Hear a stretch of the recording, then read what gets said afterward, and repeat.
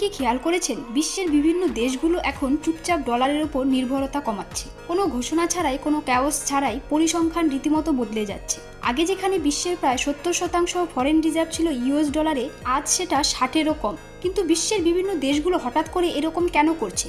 এর উত্তর লুকিয়ে আছে 2022 সালের একটা মাত্র ঘটনায়, যেখানে মধ্য আমেরিকা এবং তার বন্ধু দেশগুলো মিলে এক রাতের মধ্যে রাশিয়ার $300 বিলিয়ন ফ্রিজ করে দিয়েছিল। ভারত এই ঘটনাটা খুব গুরুত্বের সাথে লক্ষ্য করেছিল। এটা কেউ খেয়াল করার আগেই আরবিআই প্রায় 4 লক্ষ কোটি টাকার ইউএস ট্রেজারি বিক্রি করে দিয়েছে। ভারত গত এক বছরে চুপিসারে কিনে নিয়েছে প্রায় 73 টন সোনা, আর তার সাথে ভারত প্রায় 300 টন সোনা, যেগুলো লন্ডন, সুইজারল্যান্ড সহ ইউরোপ, আমেরিকায় রাখা ছিল, চুপিসারে দেশে ফিরিয়ে নিয়ে এসেছে। এর কারণ ভারত এখন একটা গ্লোবাল পাওয়ার। ভারত এটা বুঝতে পারে যে মডার্ন জিওপলিটিক্সে কারো উপর ভরসা করে থাকা যায় না। মডার্ন জিওপলিটিক্সে মানি ইকুয়ালস টু পাওয়ার। আর এত কিছুর পর আমেরিকার উপর তো কোনোভাবেই ভরসা করা যায় না। আর বন্ধুরা, আপনারা যদি ইন্ডিয়ার নেওয়া এই সিদ্ধান্তে সহমত হয়ে থাকেন, তবে কমেন্টে লিখুন আই লাভ মাই ইন্ডিয়া।